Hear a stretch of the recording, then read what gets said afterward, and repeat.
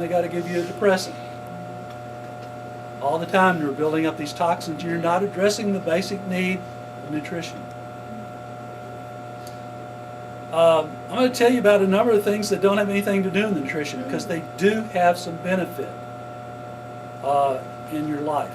Take time to get in touch with your feelings. Again, journal, write down. How did I feel today? Did I feel happy? Someone made me upset? It could be attached to a nutritional deficiency, or it could be, I just had a bad day. But you've had bad days in the past, and you still work through them without needing your addiction to feel it.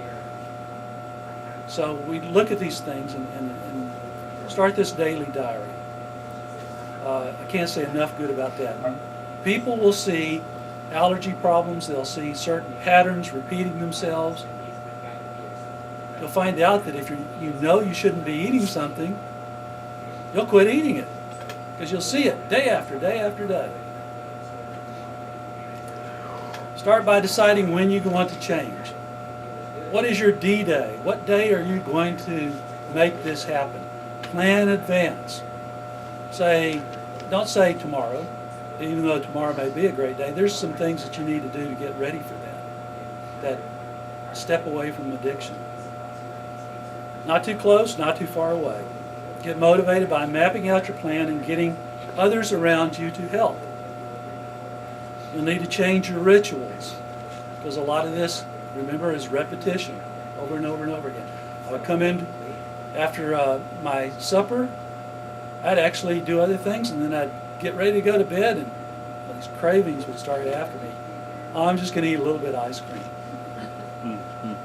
Half a gallon, half a gallon, excuse me. What in the ice cream is bad for you?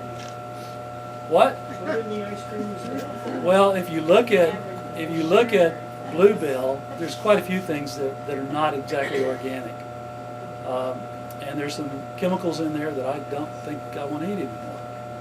In fact, I still eat ice cream. I just make my own. It's made with organic sugar, organic strawberries or peaches or whatever. And it's just as good. In fact, my boys like the organic better than the Bluebell. So, when you hear your kids say, I'd rather have my mother's ice cream than the store-bought, you know you've made the right choice. So, on your D-Day, you want to plan to throw the addiction out the door, be it cigarettes or drugs or whatever. You need to even plan a symbolic or a real burial. Bury that sucker. Get rid of it. You know. This can be your D-Day event goal, or it can become 1 year later. It's up to you. Decide to change your bad habits all at once. Some people use the 12-step program to overcome addictions, and sometimes they win and sometimes they don't. What are you looking at in 12-step programs? Change, change, change. It's not just giving up, but it's changing. And that's what we have to do.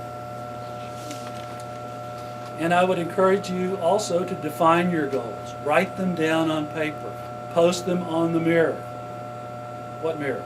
The mirror that you look at yourself most often, be it men when you shave, or women when you're putting on your makeup, or if it's the kitchen window where you're looking at yourself while you're washing the dishes.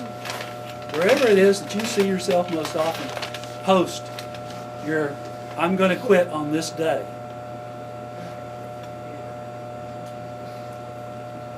Make only positive statements. Don't say, I'm not going to do this anymore. Say, I am going to quit on January the 15th, 2009. That's a little over 2 weeks away, right? Let's pick a date.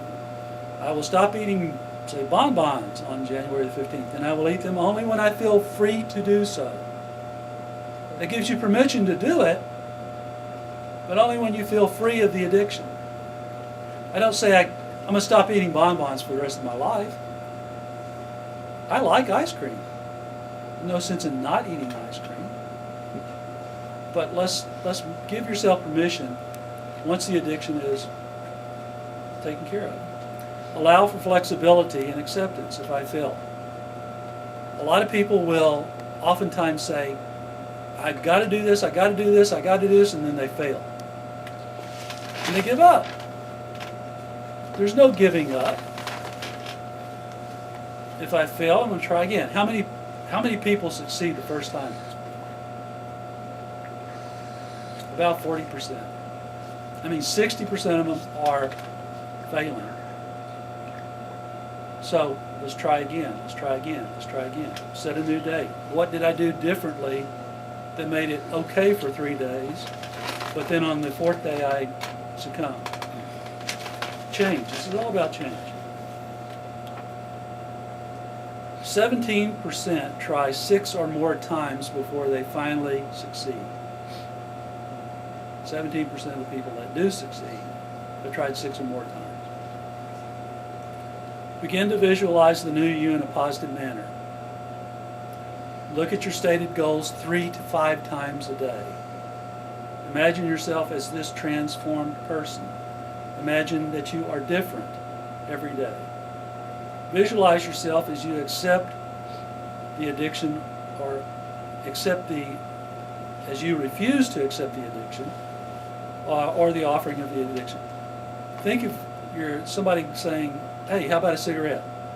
No, thank you. Think of your excuses and visualize your excuses. Oh, I'll just have one. Why should I not have one? Visualize that. Run through these again and again and again. Why shouldn't I do this? Write down the excuses before you decide to succumb to an addiction. This weakens the addiction and puts it in proper perspective. Review is necessary. This is part of your exercising your brain. Why is it important to exercise your brain?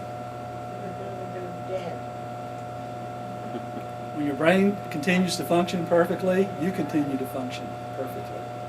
So exercising your brain puts you in this mode of overcoming your addiction as well.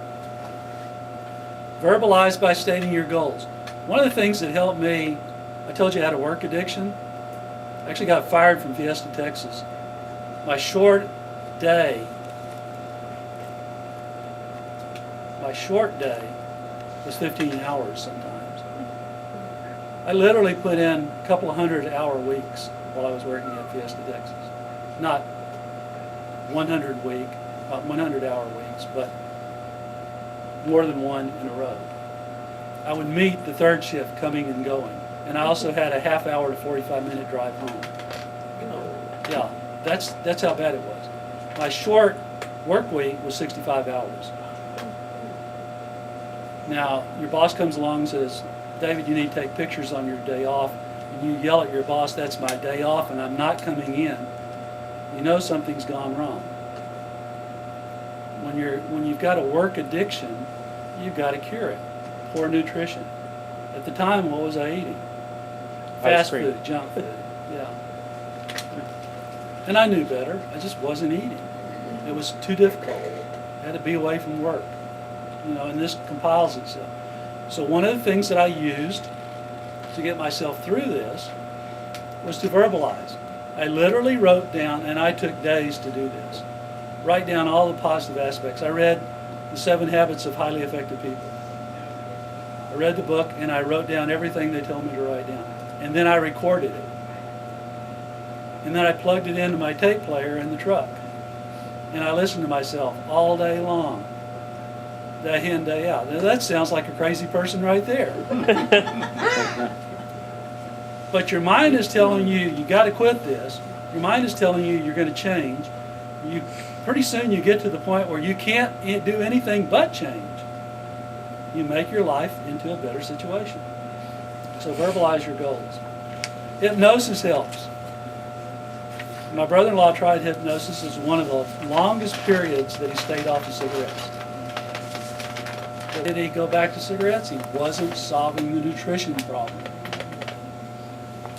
And so he came back to cigarettes again.